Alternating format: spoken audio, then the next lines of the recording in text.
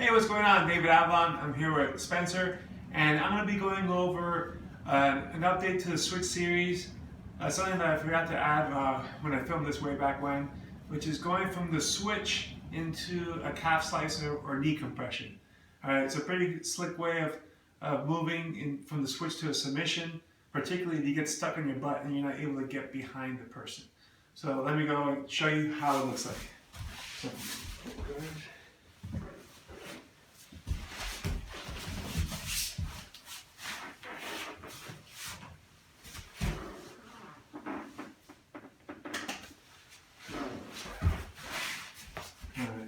So let's go ahead and break it down here. So I'm starting this switch from the guard, okay, but you can do it from any position.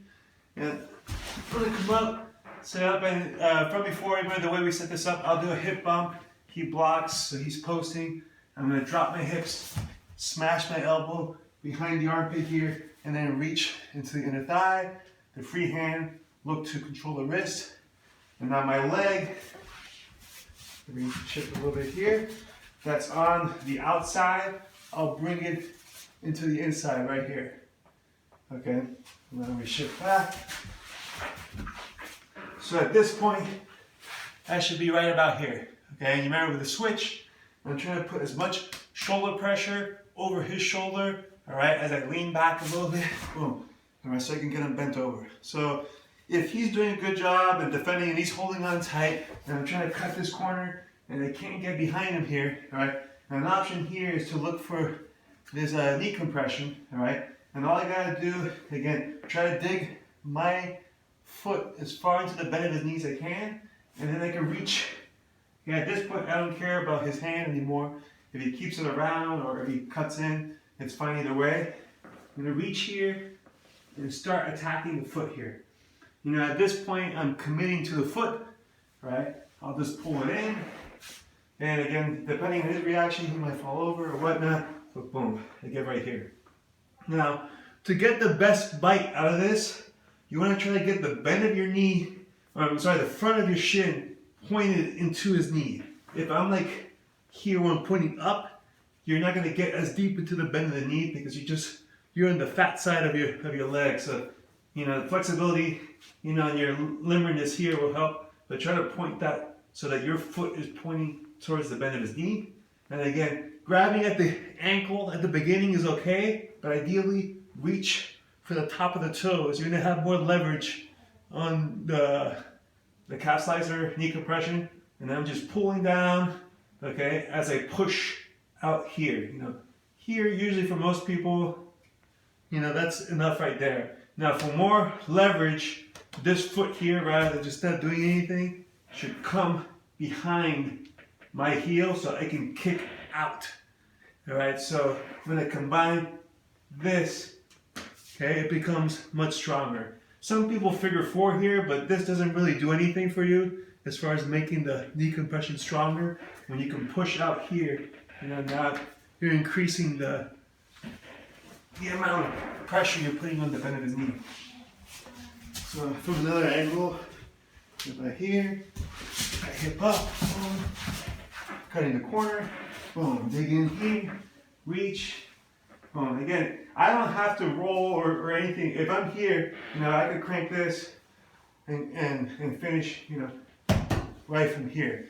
Usually there's something going to happen because he's probably not going to want to stay here, you know, so he might roll around or whatever the case might be. But yeah, if he tries to come here, you know, this gives him a chance to try to kick your hands out.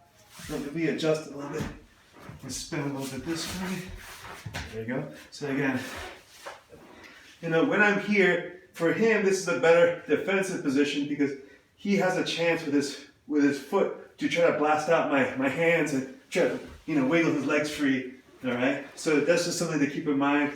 You know, initially you might be grabbing at the ankle, like I said. Climb up to the top of the feet. Use both hands to control. Come behind. Boom.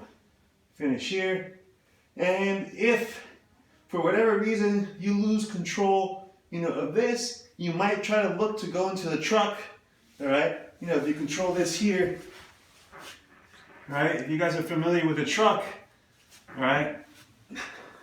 if I was here and I couldn't finish, figure 4, and then I'll let my foot hook the bend of the knee here, and I can extend this out, all right, so I can expose his back, all right, and I can switch to the full back control, you know, or if he makes any mistakes and tries to reach, you know, I can go into my twister, or I can go into the banana split here, all right, so really, we started off the attack of the calf slicer, but you could also just transition right into the truck off the switch, okay, so we went one more time here, boom, pop up at the corner, boom, I get here, all right, again, I'm looking to come into this, move, push out,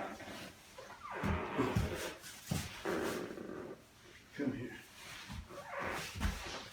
Okay, so that is going from the switch into the calf slicer, and again, we also, if the calf slicer failed, we could also switch to the truck position. And again, the one thing to keep in mind, if you're doing this from the fours, if we're like classic wrestling position, parterre, you know, where I come up and I switch here, if both my legs are on the outside, if you're in the both knees, right here, yeah. So if we're like this, you won't be able to do the calf slicer from here because I won't have a leg on the inside, right? For me to do the calf slicer, I need this leg in so I can fold it, and this is where I'm getting the crunch at. So from the fours, sometimes you won't get it because you might end up like this, which is fine, just go for the switch, right? But usually if you're doing it from the bottom, like half guard or guard, you're gonna have at least one leg in the middle, which makes this possible to go into the calf slicer. Okay, so again, switch to calf slicer to the truck.